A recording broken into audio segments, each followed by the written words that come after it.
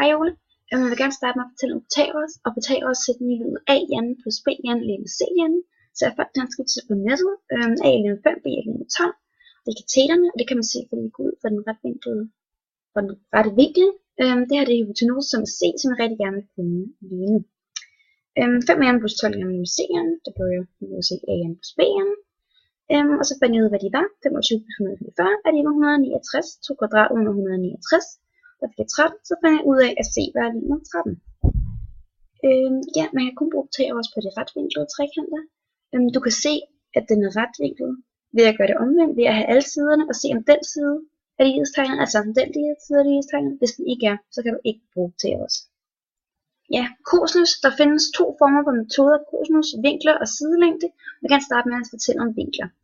Det er ligningen for, hvis du skal finde vinkel B, og jeg har gjort følgende.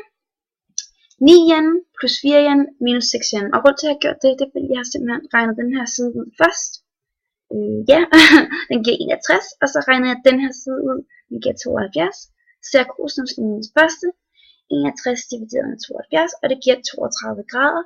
Derfor så er B 32 grader. Og man kan kun finde den her, hvis man har alle tre sider. Og så sidelængden ved kosinus.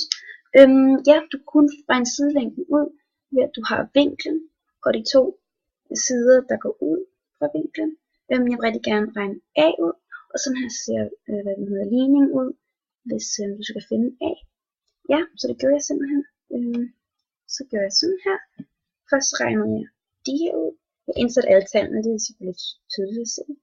Og så regner jeg første gangstykkerne ud i 1, og så regner jeg plusstykkerne sammen bagefter.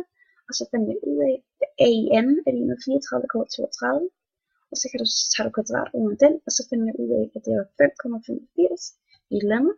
Og det synes jeg var meget passende ud, da den her ser ud som den er mindst.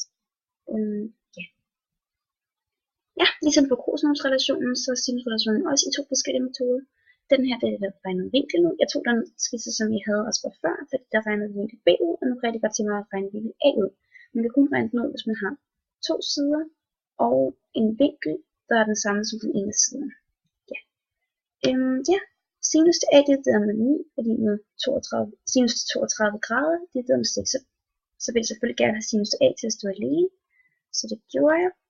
Og så dividerede jeg sinus med 9 på begge sider, og så fik jeg den her linje. Og den regner jeg så ud, som jeg kan se her, sinus minus første. Parentes start, 9 gange sinus 32 grader, divideret med 6, og så fandt jeg ud af, at A var lige med 52 grader. Ja. Jeg faktisk så der ikke så meget at sige om sidelængden med sinus, bortset fra at jeg skal bruge to vinkler og en side, og siden af vinklen skal være det samme. Her vil jeg, i det tilfælde vil jeg gerne finde B, det er bare omvendt af vinklen.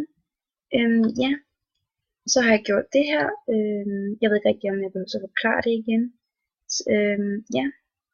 Og så gør jeg det her.